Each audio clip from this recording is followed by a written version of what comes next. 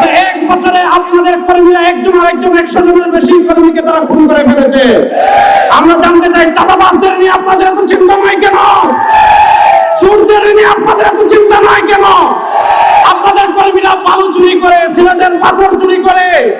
সুতরাং আপনারা মৌলবাদদের নিয়ে চিন্তা করতে হবে না, ইসলামী রাজনীতি নিয়ে চিন্তা করতে হবে না, চোর টাকা সন্ত্রাসদের নিয়ে চিন্তা করেন।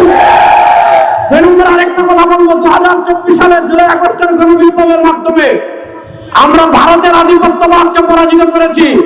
বাংলাদেশে যদি বাম রাজনীতির নামে কেউ ভারতের দালালি করে, সেই ভারতের দালালদের হাত ভেঙে দেওয়ার জন্য প্রস্তুত আছেন।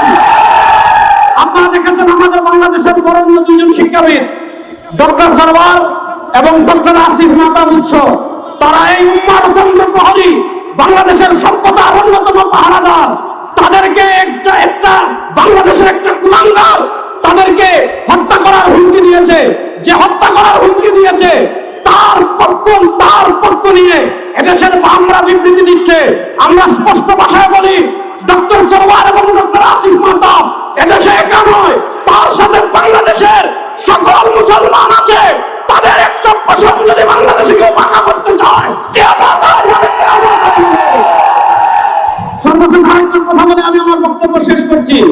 আমরা যেই নিয়তে তাহাজ্জুদ পড়ি, ওই নিয়তে ইসলামী আন্দোলন করি। আমরা যেই নিয়তে রোজা রাখি, ওই নিয়তে আমরা ইসলামী আন্দোলন করি।